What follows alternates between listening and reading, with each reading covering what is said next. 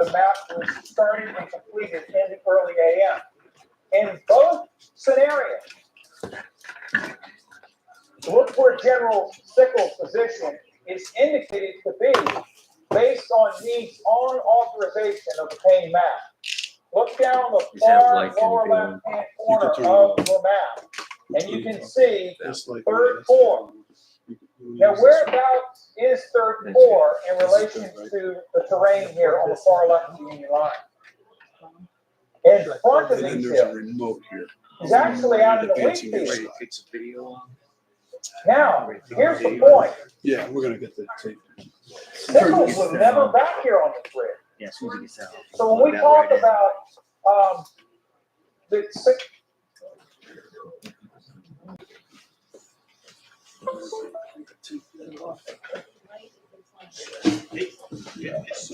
John, this box is for you. John, DVD. See if I can get it angle where that light's not shining. Oh, yeah, that is a brutal light, isn't it? So, Yeah. So we're wondering. yeah.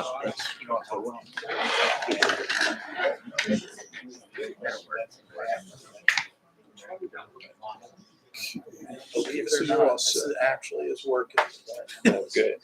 He's had very little fail. Okay, so how does this flip? Looks like you can put that in your inside the coat pocket. Put that.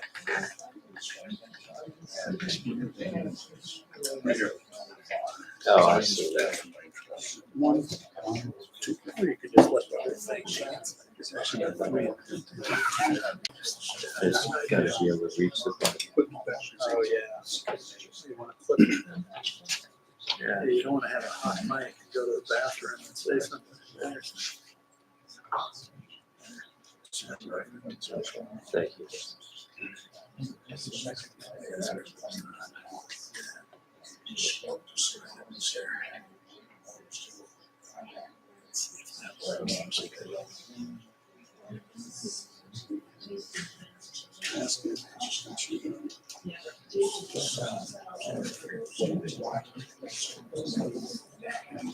Where's that? It was 10. So much again. He's back.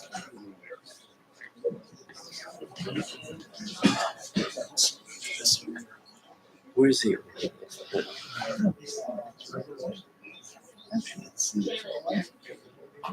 Yeah, that's it. Cool. Okay, that's fine. Sure. Should be clipped up. Yeah. Should be. Okay. Right. I can answer it.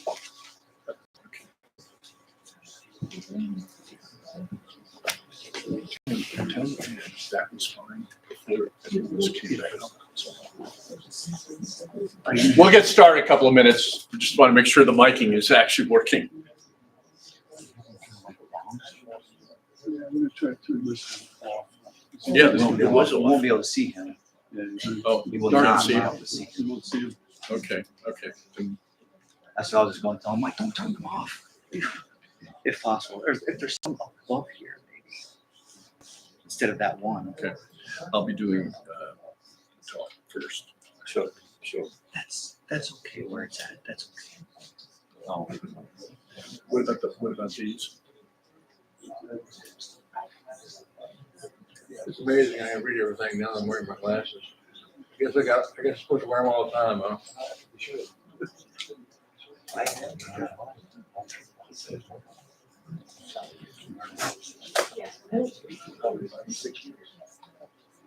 You never did get a scarf, I think. Did you?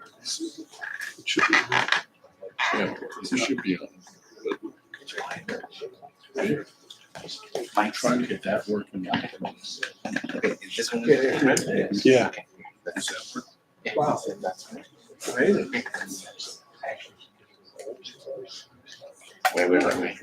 Okay, you can talk to it right now. The one that's on lavalier. How does it sound?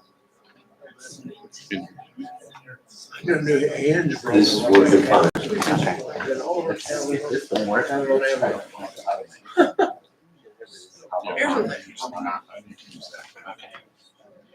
I know that one of them cannot work with the lavalier next to it. Well, I can stand somewhere else.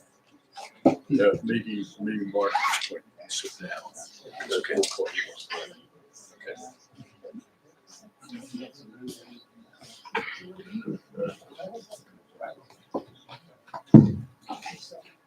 Working. Okay, I think we finally got it set up. Yes, another triumph of modern technology for the roundtable. Welcome to the last meeting of our season. For those of you who don't know me, I'm Mark Stoller, I'm president of the Scottsdale Roundtable. A couple of things before we get started with our speaker. Our last meeting of the season is when I do a brief annual report on the status of the roundtable to all of our members. We're a 501c3 in Arizona nonprofit corporation, and we want to do this for our members each year. And in addition, this is the time when we announce our battlefield and Civil War memory donations for the year. So first, on the state of the roundtable, we've ended the season with about 320 members, up about 25 from last year after 2 years where our membership was about in the 290s. We remain focused on our goal of 404, and that's to get to 400 members by the end of the 2026-27 season. That's a goal that is important to our long-term sustainability. And to accomplish that, we've expanded our outreach efforts, which this season include, for the first time, participating in the Scottsdale Senior Expo, in activities at the Pioneer Cemetery Association, with the Daughters of Union Veterans in the Civil War. We have an upcoming meeting later this week with the History Club at the large Sagewood Retirement Community in North Phoenix. And just today, we connected with the Sons of Union Civil War veterans. Mike Booth, I believe, is here. Mike, if you're here, can you stand up in the back? The man with the Union Army jacket. And we're already talking about some initiatives that we can undertake jointly. We have additional initiatives underway, which we'll keep you advised of. Our attendance, which we were concerned about last year, as our first year out of COVID, has seen an increase. Last season, we peaked at about 90 people at our programs. This year, during our peak winter months, we were hitting 125, so that's coming back, along with 25 to 30 on our YouTube live stream. And I think, by the way, our YouTube channel, which you should take the opportunity to visit, has received, I think, almost 60,000 views of our videos of the programs.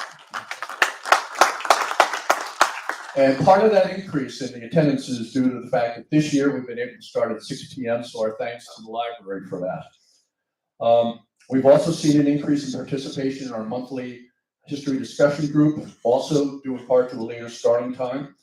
However, we've been meeting at the Panera Bread outlet in downtown Scottsdale, and we've had some issues with that, so we will be looking forward to announcing a new venue for those meetings going forward next year. If you have suggestions for any free meeting rooms for up to 15 people at restaurants or other venues, please let Dick Cox, Dick, raise your hand, Dick's back here, our vice president, or let me know. Financially, we remain in a strong position because of our membership dues, your very generous donations, and the cost control efforts of the board. We're financially stable and viable. We've maintained our reputation with the expert speaker community. We provide them accommodations. We put people up at the Hyatt Place when they come in. We spend have about $21,000 a year in expenses each year, including the donations for battlefield preservation, which I'll talk about in a few minutes. We do not pay honorariums for our speakers, but we do cover all the costs for our speakers, and that's enabled us to draw people from all around the country. We have our board members will continue the same into next year, with one exception, which I announced last month. David Ward, our program chair, and board member, will be leaving. He's had such great success in the Western Theater. He's been recalled to serve in the Eastern Theater, and will be campaigning there, although you can expect to see him back here on occasion. And our new program chair, John Taylor, who's also just joined the board. Now, as to our donations this year, we are making $5,000 in donations, which is made possible by all of you, by all of our members. $250 is going to the Civil War Trails Inc., which is an organization, a nonprofit multi-state heritage tourism initiative. The organization's focus is on providing interpretive signage on lesser-known Civil War sites. They've done this at more than 1,000 previously uninterpreted sites in Virginia, Maryland, North Carolina, Tennessee, and West Virginia. We're also making a $250 donation to the Pioneer Cemetery Association of Phoenix. I've spoken about them at a prior meeting. This is our first local donation. The Pioneer Cemetery Association is a nonprofit. It's located down near the state capitol. It's dedicated to conserving and protecting historic physical remains and grave markers and buildings of the Pioneer and Military Memorial Park in downtown Phoenix. The cemetery contains designated areas with marked graves for both Union and Civil War veterans. And so what we're doing is to help and support their efforts to both maintain and restore those graves. We're making a $1,500 donation to the Central Virginia Battlefield Trust. This is an organization we have donated to before, and this is for the same purpose as last year's donation, which is continuing to allow them to acquire 141 acres around Todd's Tavern Battlefield between the Wilderness and Spotsylvania Courthouse, and 1.2 acres known as the Beckham Track, an artillery placement near Jackson's flank attack at Chancellorsville. And finally, we will be making a $3,000 donation to the American Battlefield Trust. And this is for its ongoing campaign to acquire critical lands at the Gaines Mill, Cold Harbor, and Seven Pines battlefields. The American Battlefield Trust has been working for 4 years to raise the money for this acquisition, and they're still $100,000 short. Just to understand the importance of it, Bob Crick, many of you know, the longtime historian, National Park Service historian, has said about this area, no unpreserved battlefield property in North America resonates with higher historical value than this land. And Ed Bars, many of you know, once said that if this property ever came to market, he should sell off every other piece of battlefield land ABT ever saved to pay for it. So it's a very important piece of land. There's a $2.10 to $1 matching grant for this. Many of you know we've often tried to leverage our donations for these matching grants, and we've been very successful. Last year we did one with ABT that was a 30 to 1.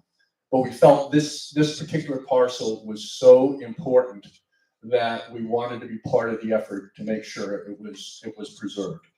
So with these donations, since 2015, the Scottsdale Civil War Roundtable has made $40,500, which with the leverage has enabled the acquisition of $2.3 million in acreage. So thank you for all that you've done to contribute to this.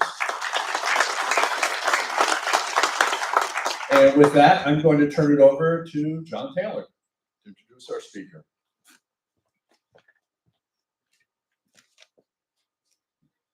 Good evening, everybody. As Mark said, I'm John Taylor. I'm the new program coordinator for the Scottsdale Civil War Roundtable. And tonight we're honored to have Mark Bielski with us. Mark was sitting out in the lobby earlier with a few of these, and I think we have 1 or 2 left. So when the meeting's over, grab your copy. And Mark's book is on the mortal blow to the Confederacy and the fall of New Orleans. Mark is a distinguished historian in both Civil War and World War II, and is the host of the Mark Bielski podcast, if you guys are into podcasts. Great content on there as well. Mark is an alum of Tulane, Georgetown, and University of Birmingham over in England. And next week is going to be heading over there for the 80th anniversary of D-Day. Anyway, with that, I want everybody to give a warm welcome to Mark. Thank you.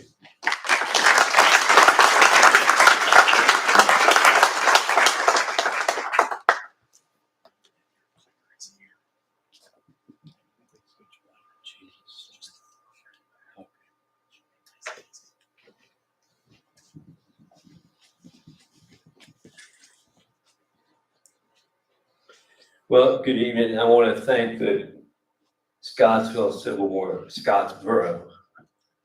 Scottsdale. I grew up near a town named Scottsville, much smaller than this. The Scottsdale Civil War Roundtable for having me, and Mr. Ward and John have been very hospitable and helpful in setting everything up. I wanted to just give a little background about Louisiana and New Orleans and the Deep South in general, and how the attitudes that they developed over the years and what differentiated them from the Upper South, say Virginia, North Carolina, Tennessee. There were two inventions that came about in the late 18th century, 1790, 1795. One was the cotton gin. The other was Etienne de Bourret, who was a New Orleanian and a plantation owner, a method of refining sugar that made it a lot simpler and easier to grow sugar in Louisiana. The cotton gin enabled cotton farmers, which none is growing, it's too wet where either. It's more north of there, Mississippi, central Louisiana, of course, Alabama, and all around there. But the cotton gin and the method of refining sugar made it a lot more profitable, and they could grow more acreage. And if you have 1,000 acres of sugar, now you want 2,000. What do you need to harvest it, to plant it and harvest it? Same with cotton. You need labor. And what was the form of labor that they had? Yeah, so while slavery, of course. So while slavery was becoming less and less prevalent in the upper states of the South, it started to grow in the Deep South at that point. Of course, the Civil War halted that, but that expression "sold down the river" comes from that, because a Kentucky planter or somebody in Maryland, maybe it's more Kentucky, but if they wanted to be magnanimous and free their slaves, they could do that and probably get rewarded in heaven maybe for that gesture. But some figured, I'm going to make a profit and sell them down in Louisiana.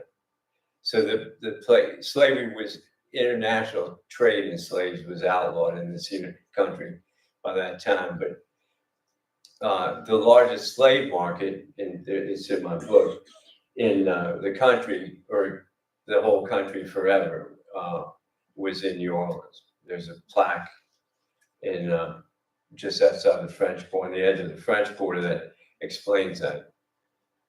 So they started to increase that, and then if you're making a fortune, even though it wasn't the gross profit, the return on investment was not as high as you might expect.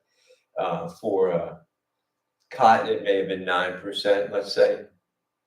You could manufacture things and get a better profit than that. But anyway, it started to grow, and they became more protective of their rights to hold on to what they had. So South Carolina was in the same boat as Louisiana, although they were more, the term fire eaters was the term that they used for really, I guess you would call them for radicals, let's say. And they figured we're not going to give up our way of life or property, or which included slaves, and we'll leave the Union. South Carolina actually had threatened to leave the Union before that several years. They were going to form a confederacy, so to speak, with Bermuda and some of the Caribbean islands. So they would have been a little island of itself in the United States, but that never came off. But they did say if Abraham Lincoln, who was not even on the ballot in these states, if he's elected, we're leaving. So Lincoln in November of 1860 is elected. He wins, even though he wasn't on the ballot down there. It was a plurality because there were 5 candidates running. Lincoln wins on December 20th, right before Christmas of 1860. South Carolina seceded. In January, the beginning of January, Mississippi seceded. All in January, still in January. Florida, Alabama, Georgia, Louisiana, and then this is all in January, remind you. And then March 7th, Texas seceded. So you have the original members of the Confederacy. Now, to start a new country, you need money, of course, just like to start a business.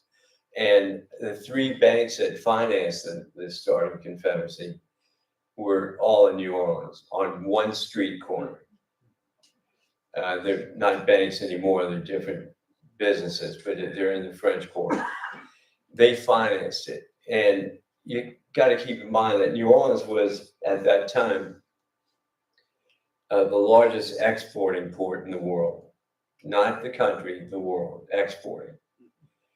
It was the second largest city in the country that had a population of 170,000. So if you took the other cities in the South, the Deep South, for example, not even the Deep South, Richmond, Charleston, Memphis, so Montgomery, and added them all together, it still wouldn't have 170,000 population. So I would think that the Confederacy would want to protect the largest city, the financial center, and the exporting port. Because it wasn't just sugar cane and cotton and rice that was coming out of there. It was grains from up in the Midwest, which became an issue when the war started because Midwestern farmers couldn't ship their grains out because everything was going downriver. And even there were threats. Counties in southern Illinois and Indiana had threatened to secede from their states because they wanted to resume commerce, let's say. It didn't happen, thankfully for them, but that's how serious it became. The secession created a real dilemma for Lincoln because he figures, I don't want a war, what are we going to do now? At that time, Winfield Scott, an old war vet, was general of the army, and he devised the Anaconda Plan. There's illustration in the book about it, which was the anaconda, the Amazon snake, which stretched from the head from the Chesapeake Bay all the way down around Florida into the Gulf, with the tail going up the Mississippi River. And what he wanted to do was strangle the southern states and maybe avoid bloodshed, or at least keep it to a minimum. The abolitionists up in New England, for example, weren't interested in that. They wanted to go now. There are 3 ways to get rid of slavery, and one of them would be to free them now. Another would be suasion, like reason with people, which wasn't going to work with the fire eaters, as they were called, or pay them off. Now, I'm going to try to go chronologically, according to the book, which is always one of the easy things to do in history is if you go chronologically, you can't go wrong.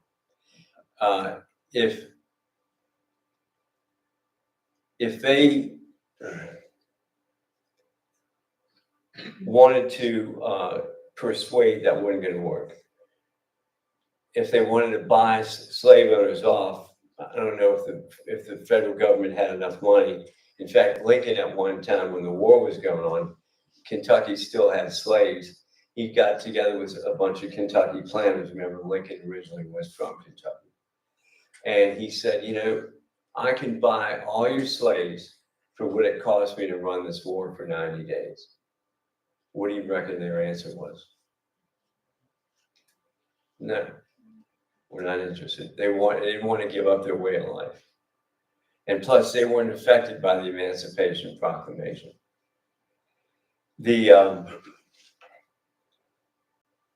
I'm going to show some maps up here in a minute, but the General Pierre Gustave Toutant Beauregard was from New Orleans, and his family had a plantation just downriver from there. But he was a West Pointer. He grew up speaking French, but he knew English, of course, to go to West Point.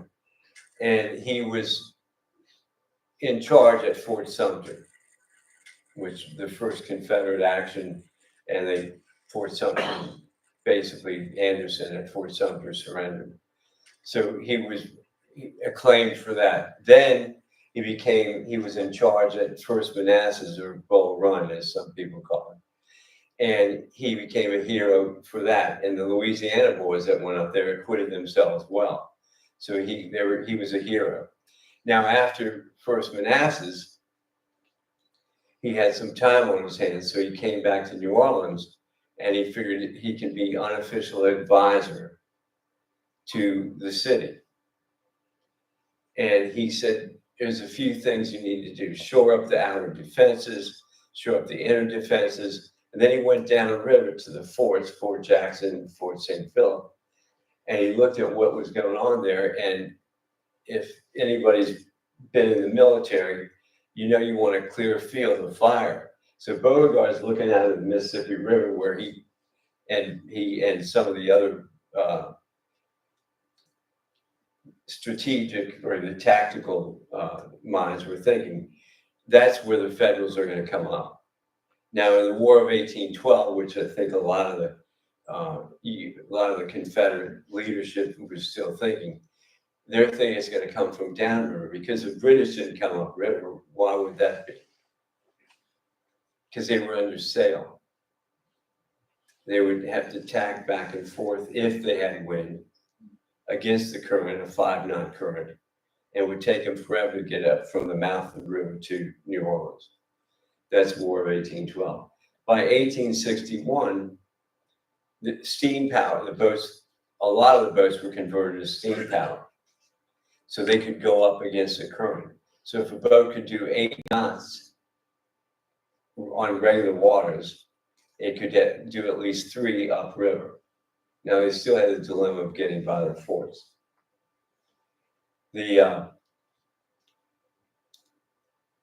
Early on in the fall of 1861, there was a report of Union Navy activity at the mouth of the river. And what they were doing is carrying out the Anaconda plan. They're trying to bottle up New Orleans.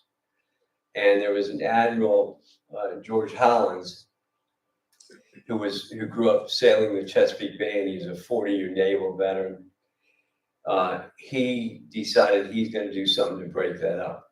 Now, in New Orleans, there were some enterprising young guys who commandeered a riverboat, and they armored it with rails, steel rails that they bent under heat to conform to the body, and they made it sit low in the water, and they nicknamed it the Turtle. It had one gun, and it had an iron ram on the prow, which was its main weapon. Hollins went up to these guys with his navy, his ships, and he told them that we're commandeering your boat. They said, well, no, you're not. And they came up on deck, and he just sent a couple of his Marines to persuade these guys at gunpoint, and he took the Turtle from them. They christened it the Manassas in honor of the first victory, and it became a pretty effective boat. he decides that he's going to break this blockade. And there were 3 Union ships down there. One was the Vincennes, another was the Preble. And he figured, even though he's greatly outgunned, if he uses the element of surprise, he can be victorious. So they went in under cover of night, 2 in the morning. They had anchored at the forts, at Fort Jackson, for example. And then they went down to the mouth of the river, which is not far from there. And they hit the ships with ran, and they damaged the Preble severely. The Vincennes and one other ship were stuck on sandbars, which are an issue at the mouth of the river.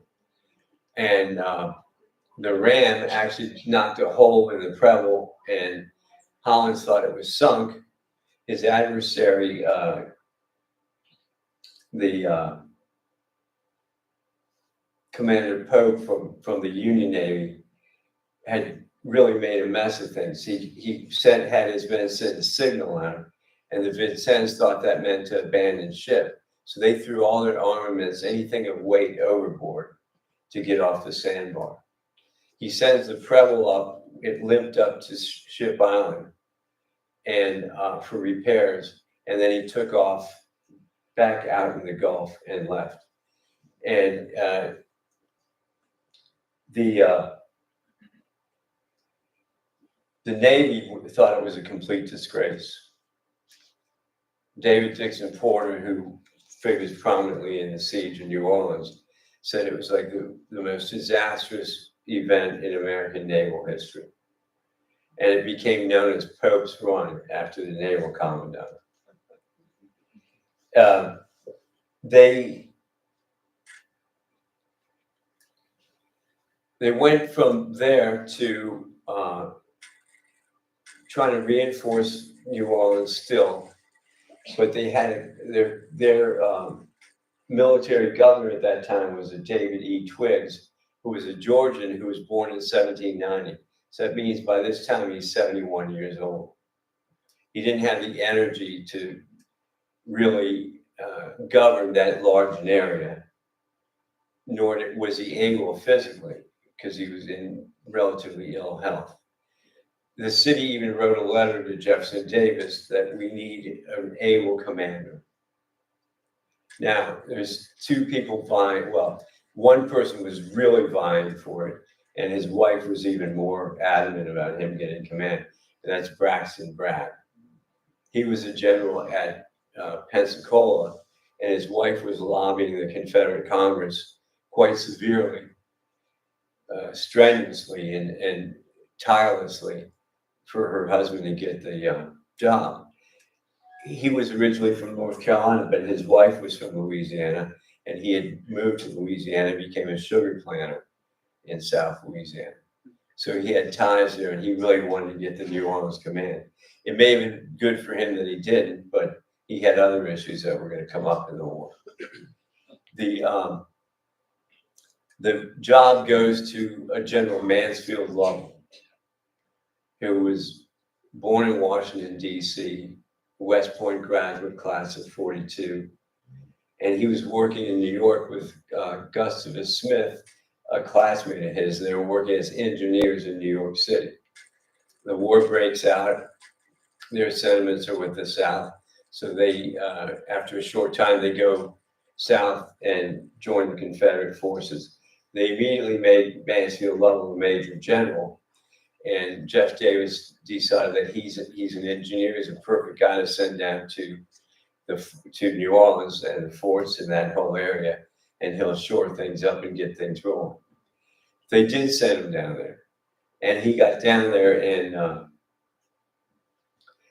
he sees the recommendations that General Beauregard had made, like cut all the brush and stuff that hides your field of fire along the river. Just cut all that down so you can fire right into the river if an enemy comes up. Beauregard also said, let's put a chain across the river at that point where Fort Jackson is.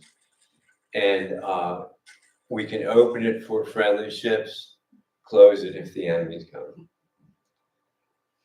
The other thing is he did to add to the outer defenses up near New Orleans. Now, they did take his advice on the chain, and it wasn't just one chain across the river. It was a series of floating rafts, or they were barks or schooners that had the mast taken off, and they're all connected by a chain. So they were floating, and the chain was very strong, and it looked like impregnable to the Union Navy when they came up there. Now, there are two operations going on at this point. And if you've ever studied military, you know that unity of command is essential. You can't have 5 bosses. The New Orleans operation, Lincoln knew that the Mississippi River control was essential. He said that's the backbone of the nation right there. Commerce, everything else. He said, if we control the Mississippi River, we'll control the South. He has a meeting with Gideon Welles, who's Secretary of the Navy, Lincoln himself, of course, and he has a recommendation from Admiral David Farragut's foster brother, David Dixon Porter, that my foster brother, Admiral David Farragut, he wasn't an admiral yet, but you always refer to his latest rank. Admiral rank didn't exist yet, not till after the war. He recommended David Farragut. Lincoln had a list of probably 20 candidates, but he took the advice and he picked Farragut for the operation. They devised it, and the people in that room, there was just a handful, were sworn to secrecy. It was probably the only operation of the war that never had any leaks.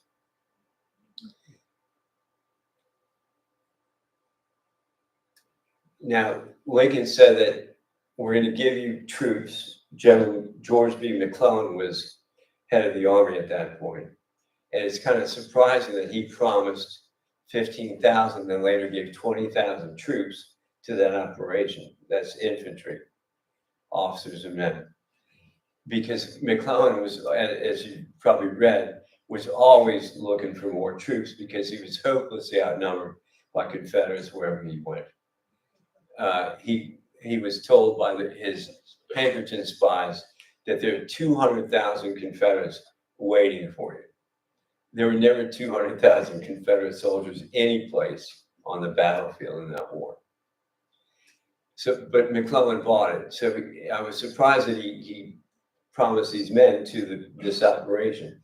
Anyway, they had to sail from New York and Washington, or Norfolk, where the Navy ships were, all around, down the coast, around Florida, and into the Gulf of Mexico.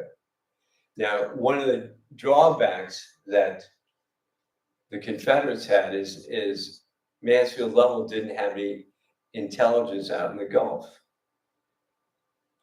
You would think that he would have people out there. Now, if he still controlled Ship Island, he would. Now, Ship Island is, let me bring the map up. Okay. Ship Island is, I wonder if my pointer will show up over there. Because sometimes it doesn't. Let me try it.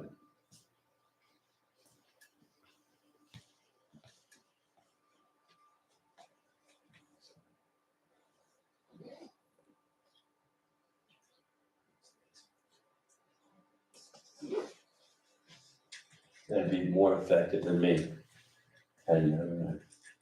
Okay, here we go. Ship Island is right here. Now, there was a debate among the Confederates in New Orleans as to whether to hold on to Ship Island or just give it up. Now, some of the senior officers said, we got to hold on to it. It's the only, here's Mobile, okay, Mobile Bay. Here's New Orleans. It's the only deep water port between these two areas. That's a long ways, actually. Here's scale miles. Ship Island is a 12-mile expanse of sand, and some vegetation, maybe a couple of palm trees, alligators, snakes, and the like, but nothing of note. But it did have a fort on it, and it was as I said, deep water port, and it could be used as like a flywheel for Farragut ships. They could put stores of coal there, parts, kept mechanics there to repair boats as they came in.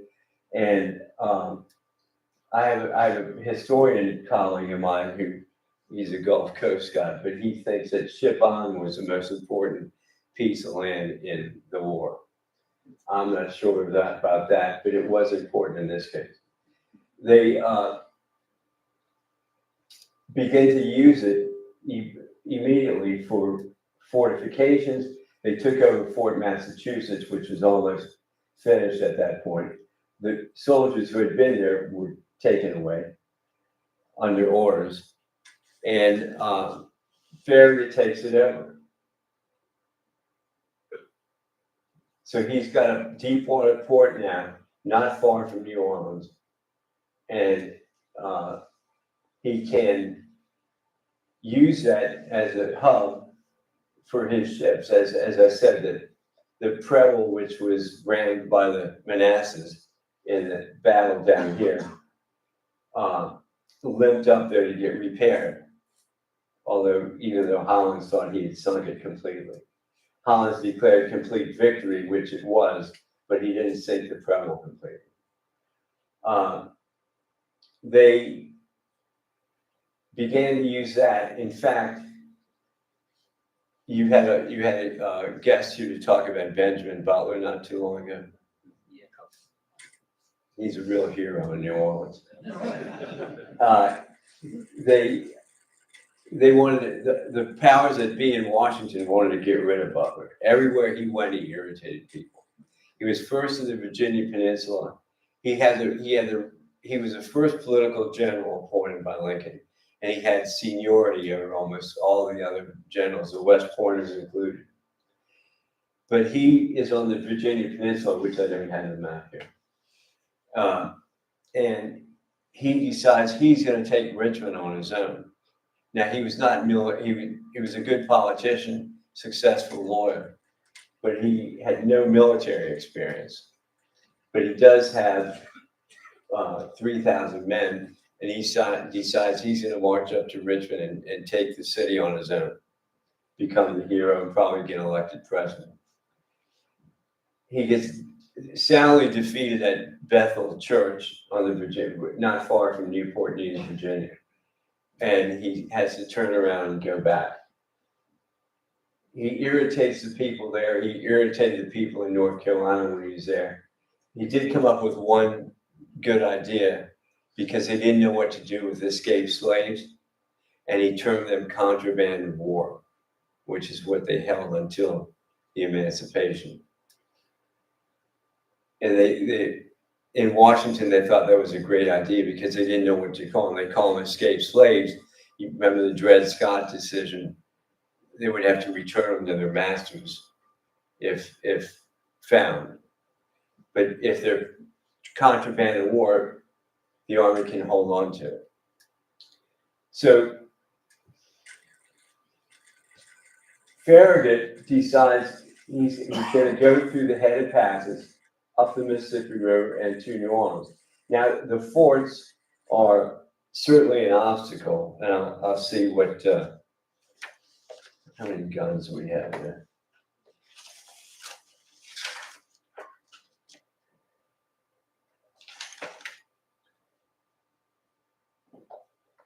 Fort Jackson has 75 guns, everything from mortars to Dahlgren guns, which are heavy naval guns. Fort St. Philip had 53 guns. So that's quite a bit of firepower. So Farragut figures if he can get by the forts, it'll be clear sailing to New Orleans. Now, remember, Farragut and his foster brother, David Dixon Porter, grew up in New Orleans. Farragut was adopted by Porter's father, and he learned his seamanship from Porter's father. And he knew these waters, as did David Dixon Porter. A lot of the people that were sent there by the Confederate Navy knew nothing about it. Hollins did a big study when he went down there. But the powers that be in Richmond insisted that the threat was going to come from up north, from upriver. Beauregard had said it's going to come from the Gulf of Mexico. Mansfield Lovell said it's going to come from the Gulf of Mexico. Jeff Davis and Judah Benjamin was from New Orleans. He has an interesting background. He was born in the Caribbean. Family went to London, then ended up in Charleston, and he goes to Yale Law School, and then he ends up in New Orleans. And there's a Jewish community there. He was a Sephardic Jew, and there's a Jewish community there, and he fit in quite easily, but he did marry a Gentile lady, a Creole lady. And I may throw in an anecdote here and there, but they knew the waters there better than anybody since they had grown up there. Farragut figures if he can get by the mud banks and sandbars at the mouth of the river, he's got to deal with the forts, of course. But his reasoning was that once he gets by there, they will be able to get by the guns. They might take a few hits, but they'll be under full steam, and they'll get by the forts with minimal damage. It took quite a bit of effort to get over those mud banks and sandbars. The ships would try, several times to run through the sandbars or the mud banks with no success. And Farragut had wanted ships built with 18-foot draft or less, because he knew he was going to be doing coastal work in relatively shallow waters. His boats that had a larger draft could not get by. So the boats that you see that Farragut has in his 3 squadrons in the map that I'll show you momentarily. There's Lovell right there. His uniform is at the Cabildo in New Orleans. That's a museum at Jackson Square. There's Farragut.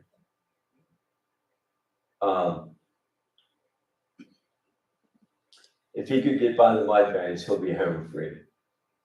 So there's a little bit blown up map in color. Now, just let me digress for a moment in 2 ways. Johnson Duncan was the officer who said that we can abandon Ship Island, we don't need it, which was a big mistake. He was an excellent officer. Mansfield Lovell really thought the world of him. He was in charge at the forts till the end. I was giving a talk to a group in New Orleans, and I said that Duncan made a huge mistake in advising the Confederacy to give up Ship Island. I said that's the one mistake that's the biggest error he made. And I got a hoot and a holler from out in that group because some of his progeny were out there. And then one of them came up to me afterwards, and I was very polite, but one of his friends really lambasted me that you've insulted my friend and his integrity and all that. And I'm thinking, I know the guy who came up to me.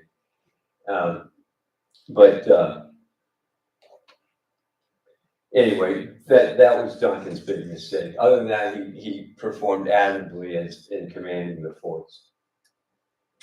There's David Dixon Porter, Farragut's younger foster brother. Okay, here's a color version of the map that's in the book with the ships listed there. All right. Is that the one I can blow up? Go to the next one. Okay, here's a larger one. Here are the ships in each division. Farragut divided them into 3 divisions when they finally are going to go to New Orleans.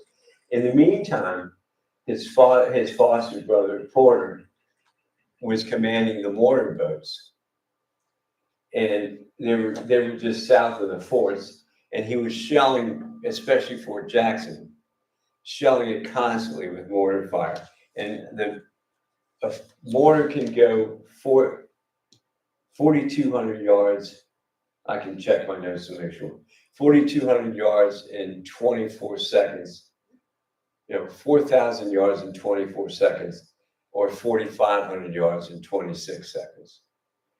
It's a 13-pound round ball in a mortar. It takes a powder charge to get it up. Goes in a 45-degree arc, so he could go launch his mortars into Fort Jackson there, and the men there were constantly getting shelled. Dixon Porter said that he wants two mortar boats, 2 guns firing off every boat at every 5 minutes. Keep up the shelling. It would stop at sundown usually. But it was terror for the guys in the forts. They sent snipers out when the mortar boat officers sent guys to put flags in so they could judge the distance. The mortar boats are below there, back here. The mortar boats are down here where it says Mississippi River. And so they can be safe out here and launch shells into Fort Jackson. They weren't that worried about Fort St. Philip. Now the shells, sometimes they would burst overhead because they were using fuses. Sometimes they would land in the fort, and when the ground was wet, they would actually go in several feet, which is surprising for a round shell. But nevertheless, it would start fires. They had an arsenal at the fort there. Inside the fort, they had the citadel. They were constantly putting out fires, tending to wounded, living under. It must have been holy hell for these guys in the fort. The main obstacle was the chain at this point. They had several schemes devised to break the chain so they could get through and head to New Orleans. One was Julius Prohl, who was an engineer from East Prussia, who actually invented a submarine that could dive and resurface. I saw the T-shirt for the Hunley. Who has the Hunley? Okay. The Hunley never came back up, unfortunately. But Prohl did devise a submarine that could dive and come up. It was after the war. I think he did it in Panama. But he was a good inventor and an engineer, and he was going to put torpedoes, which are what we would know now as landmines, or not landmines, water mines, under the certain places in the chain, and then 2 on the end so that it'll blow up where the chain is anchored, and we can just pull it out with grappling hooks and let the boats go through. Well, the weather wasn't conducive to the galvanic battery that Prohl was going to use, and they wouldn't ignite. So that plan went out. So finally, when they're going to break the chain, a couple of the ships took turns hitting it as hard as they could. Now, by now, it was weakened. The mortar boats are still shelling. They had sent guys to put flags out at 150-yard intervals, so they knew exactly what distance they had to cover. The Farragut's boats are hitting the chain, and eventually it was weakened enough to break. And one ship went through, next ship went through, and pretty soon the whole Navy, the whole Navy was through the 3 squadrons. Theodorus Bailey was leading. Admiral Farragut, he went to Admiral Davenport. Farragut was 2nd Division on his flagship on USS Hartford, and H.H. Vela was the 3rd Division. They all get through, but they have to face the Confederate, what was thought of as the Confederate Navy. Now, there was a river fleet who the commander of the river fleet said he's not taking any orders from any Confederate Navy officers. There you go. Mansfield Lovell, if he wanted the river fleet to help him out, he had to send a telegram to Richmond asking permission to request, this is true, an officer to help him out with moving a boat, for example, which turns out what happens with the Louisiana. Now, before this, Farragut actually did put in, Lovell put in a request to Richmond, of course. They're managing a war from 1,000 miles away. Put in a request to have the USS Louisiana move down to the forts. Now, I'll go back a little bit. There were 2 super ships the Confederates were working on. The Tift brothers, Asa and his brother, Asa and Howard Tift, I think, came down from Georgia. They were building the USS Mississippi, a grandiose plan for a super gunboat. The E.C. Bailey, who is a boat builder from Kentucky, is working on the Louisiana. Well, neither one was finished by the time this action started. They had to deal with, they had labor issues. You know, the carpenters walked off because they weren't getting paid enough at one point. Getting parts. The design for the the CSS Mississippi was excellent, but it needed a 40-foot. It had 3 screws, and one of the middle one had to have a 40-foot drive shaft. There's no place, not the Leeds Foundry in New Orleans, which made metal plating and stuff. They couldn't make a 40-foot drive shaft for one of the propellers. The Tredegar Iron Works, which was the biggest in the South, was unable to make a 40-foot drive shaft. But they managed to find one south of Richmond from a sunken riverboat in the James River that had just the right drive shaft. Now, how they got it down to New Orleans from Richmond without that breaking or bending is beyond me. But they would have to put it on a railroad car and hope that it doesn't take any sharp turns, because if they'll never get it there in one piece.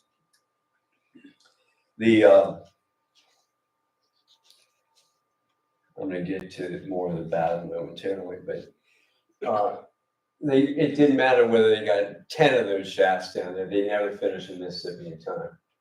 Now, Johnson Duncan telegraphs Lovell in New Orleans and says that we really could use extra firepower down here. Can you send down the CSS Louisiana? It was commanded by John K. Mitchell, who was just completely disagreeable and self-centered. And his boss was William C. Whittle, who was a prominent naval officer, but he was running the naval operation downriver from his hotel room in the St. Charles Hotel in New Orleans. He wasn't on the scene.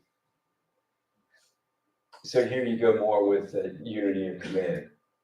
So Johnson Duncan talks to Lovell. Lovell sends a telegraph to Richmond to ask permission to request that Mitchell move the CSS Louisiana down to the forts. Okay, they get down to the forts. And the first thing that Johnson Duncan, who was, as I said, Lovell thought the world of, except for that decision he made on Ship Island, which I'll pay for forever. He said, we want you to put the Louisiana below the chain so that when Farragut ships come up, you can fire on them. Now, the Mississippi was not navigable. It couldn't maneuver. It could only go one direction, turn around and go the other. But it did have armaments. It had guns on it. So he could fire. And he did it when the battle started. He did fire some shots, not very effective, but he did. He refused to move down here. Instead, he keeps it up here, out of the action, because he didn't have to obey orders. Meanwhile, the people in New Orleans are, shall I say, uneasy, going through anxiety, because they know they can hear the bombarding 70 miles away in New Orleans, but they don't know when these ships are going to be there. The Confederate fleet, the Louisiana boats, the actual Confederate Navy boats, the Mississippi River Command, they actually put up a decent fight, and the Manassas was there, and it was darting back and forth among the other ships, and it really struck terror to the Union commanders, because it ran one of the ships, in the Vanguard, and did serious damage to the USS Varuna you see there, which eventually sunk. So the Union commanders were really afraid of the Manassas, or the Turtle, because it could cause so much damage. They had legends about it. One was that it had a scalding steam hose that they could come up to the ship and fire hot steam on the sailors on deck. Not true. Another was that it had a steam-powered boring tool that they could come inside a ship and bore a hole in the side, and it would start taking on water. Not true. But there's stuff of legends. They get through, and they're clear sailing to New Orleans. The first ship is the USS Cayuga, and that's Captain Theodore's Bailey. And if you, I think I might have it here. Yeah, there it is. He gets to New Orleans first, and of course, the first thing he does as a naval officer is demand that the city surrender. Now, meanwhile, Mansfield Lovell moved his troops out, which he was going to catch hell for. Moved his troops out because he didn't want to have New Orleans be a military target, because it was full of civilians and a lot of foreign nationals. The various countries had consulates there. He thought it'd be better to get them out of there and make it all civilian. He did that. So Theodore's Bailey and his adjutant walked the streets of New Orleans from where they were anchored in the river, where they came ashore in a lifeboat, and they're walking to City Hall.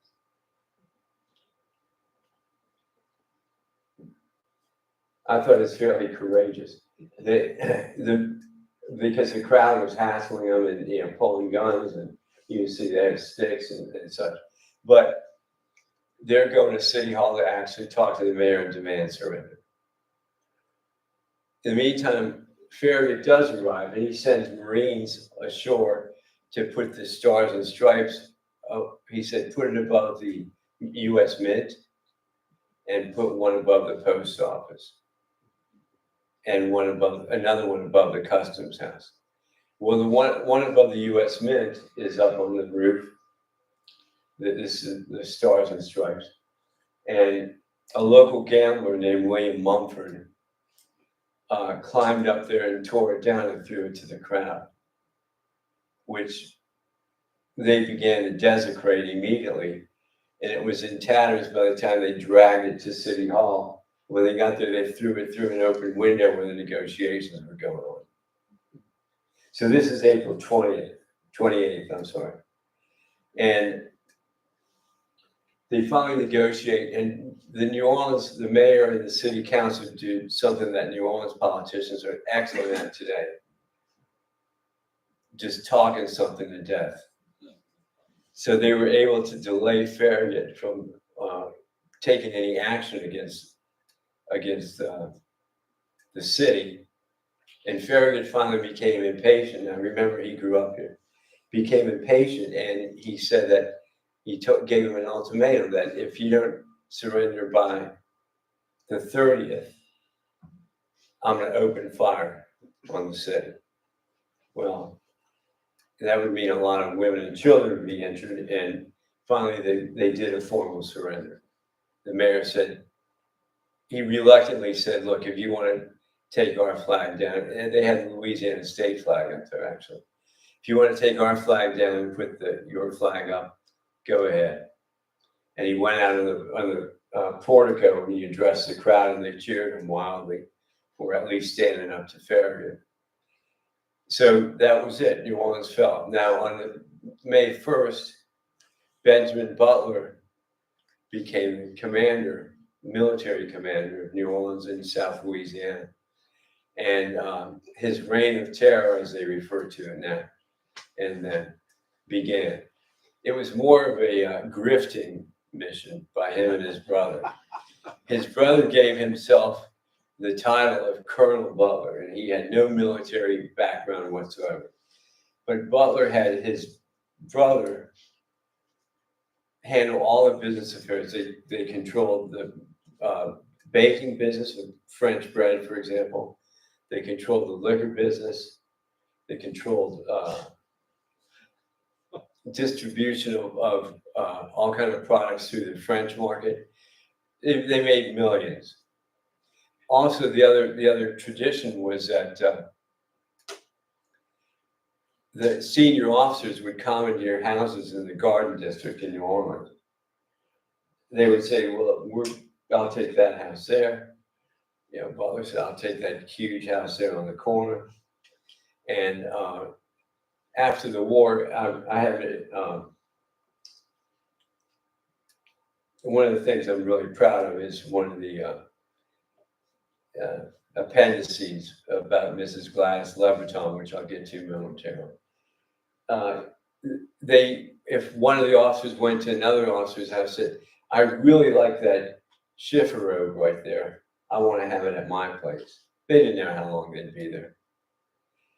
So they would trade it. So after the war, when everybody could return to their homes, they would go have dinner at a friend's house. I said, that's our China cabinet. And they would know. They wouldn't know where it came from. It was just one of the Union officers took it from another house. So Butler ruled only until December 1st. He finally, there were so many complaints about him, just like everywhere else he went, that Washington finally withdrew him from command right around Thanksgiving, but he left on Christmas Eve on a riverboat on the Mississippi River, and General Nathaniel Banks took over. So that was the end of Butler's reign of terror. He said from May 1st to, let's say, the end of the year. Not that long at all. Now, if you talk to folks back then, or even now, they would talk about Benjamin the Beast Butler, or Spoons Butler, and then he was here all 4 years. Not true. You can still buy, I think you can still buy in the French Quarter bedpans with his picture on the bottom. I'm pretty sure they still sell them. There's nothing against them. So that's in a nutshell. I mean, there's plenty of areas I could still cover, but are there any questions? I don't know how much time I have left. Anybody? There's one way back there.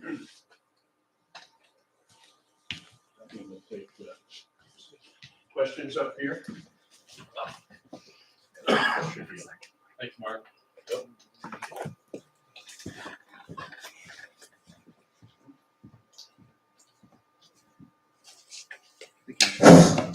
is. Are the forts still there, and can you go tour them or see them?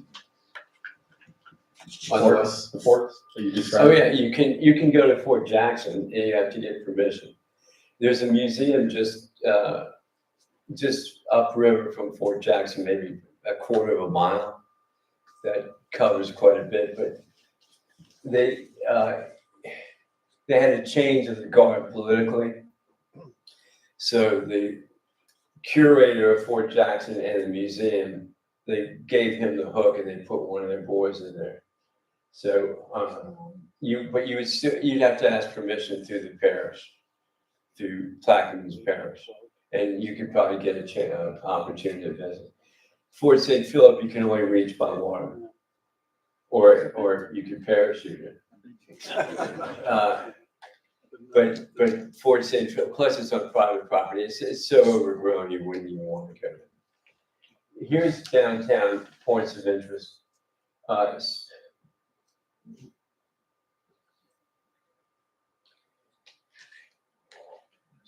City Hall. Okay, here's where Theodorus Bailey was anchored. And one of the meetings they had to whisk him out of there and put him in a carriage and send him down the river with a crowd chasing him. Of course, he had a horse-drawn carriage so that he could outrun the crowd. And it was in a nick of time.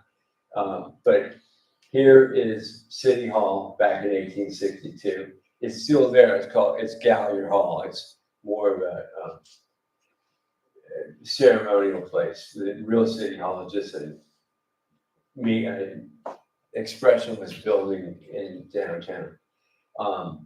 Here's the post office and customs house there, one of the places where the flag was raised. St. Louis Cathedral is a landmark. It had nothing to do with the war. But this time of year, the river is so high that if you were standing in Jackson Square and a boat went by, it's higher than you are because the levee's there to keep the river out. And the river is so high because of melting snows, and especially at the end of April, and rains, and everything drains down to the Mississippi. And it's just a good thing the levees are there. If you go down, here's the Mint, and then Algiers Point is here. That's where the Indiana troops landed when the Butler's men came in. Now, Butler vowed when Farragut told him the story of the flag being all tattered, being thrown through the window where the meeting was going on. Butler said, "I'm going to find him and hang him." About Mumford, who climbed up and took the flag. And true to his word, he did find Mumford, or his men did. And on June 7th, there's Butler, good-looking fellow.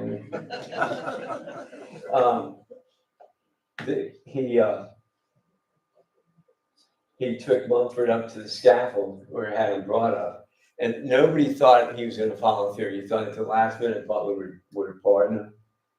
There's a priest giving him the last rites, or close to it. He's got a hood on his head. And even Mumford didn't believe that they were going to go through with it. But they did. They hung him right there. June 7th, they captured him. And within a couple of days, they had a quick military tribunal trial, and he was found guilty, of course. And then Butler was there to witness it. And I got this print from the Historic New Orleans collection. I had to cajole the curator and convince her that it was going to be used for a good purpose. And of course, I didn't pay for it. I had donation. And anyway, he went through with it. There's Butler again. Now this, as I said, one of my favorite parts is the appendix about Mrs. Gladys Leverton. I'm a friend of the family, and her son is a very close friend of mine. This is a house where Jefferson Davis died. Now, why do I have that appendix in there? That's important. Well, she died last year at age 102. Her connection to the Civil War was that her mother was a little girl living in the house behind that stone when Jeff Davis came there. This is well after the war. And he was friends of Judge Fenner, who owned the house at the time. And he was living on the Gulf Coast, a house in a small plantation donated by a Mrs. Dorsey, who was an admirer of his. And he was going to his place up in Briarfield, just south of Vicksburg, Mississippi. But this was in late November, early December, late November. And the weather was rainy and cold, relatively. And he contracted bronchitis. And he never got to Briarfield. They turned around and he went to New Orleans, and he went and stayed at Judge Fenner's house. And they gave him a room on the ground floor, which you can see through the fence, but they had to take the plaque off the fence, of course. There's a green wooden box over this marker now, because they didn't want anybody to face it. So it's completely disguised. But anyway, Mrs. Leviton's mother, that's Leviton's L-E capital B-R-E-T-O-N.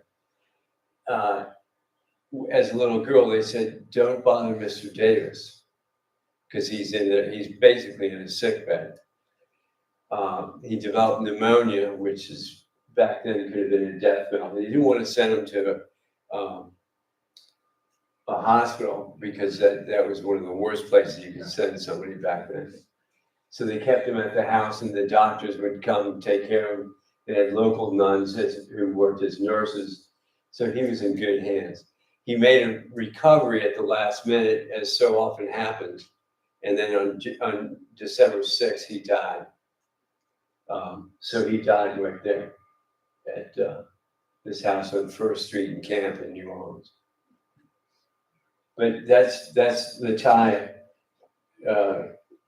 As one of my friends said, that's the closest to living history from the Civil War you're going to get is Mrs. Leviton, whose mother was there, even though she was a little girl. She told me that her mother used to talk about the caisson pulled up. I don't know, it was the catafalque that took him to the final resting place, or a caisson to pick up his body to go to the undertaker. And she said she remembers these black horses with plumes, and that's about all she remembers. Just they took Mr. Davis out, and then they ended up burying him in the cemetery in New Orleans, and then they eventually moved him to Hollywood Cemetery in Richmond. Do we have any other questions? I did have one. Okay, let me bring it over. Wait a minute. Not working. No, one working. Oh, yeah. Okay, yeah. Oh, no, this is working. Yeah, I heard something about the brothels, and how did Benjamin handle that? It was a complete myth. New Orleans is a holy city. I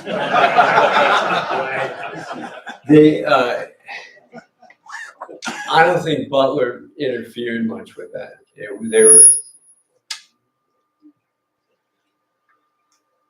I think he let Congress go, basically. And I haven't seen a record of him like cracking down on that. He did clean up the city. He made littering illegal. In fact, one guy, to flout the order of no littering, went out in the street and just dropped a piece of paper like a sheet of paper in the street, and was arrested and sent to hard labor at Fort Jackson. Yes, sir. Why did some of the Confederates ever think they had a chance of holding Ship Island? If they had the manpower and they could have added guns, they had a powder magazine there, they could have held it. The USS Massachusetts shelled it. They traded shots, but the Massachusetts never took over Ship Island. They could have held it if they'd done it right.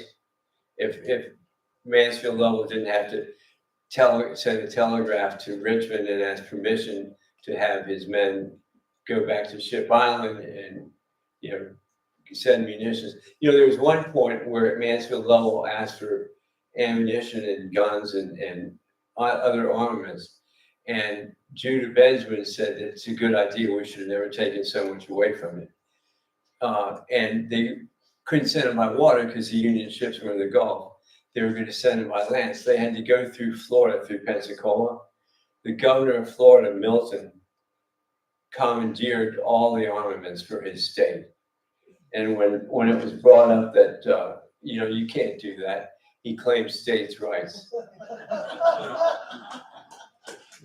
All right, with that, final punctuation mark, I think that brings the presentation to an end. I want everybody to thank Mark for coming out here and sharing with us all of his knowledge.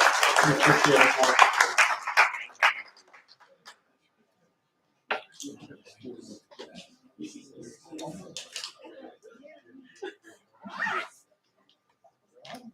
Great to see you again, Mark.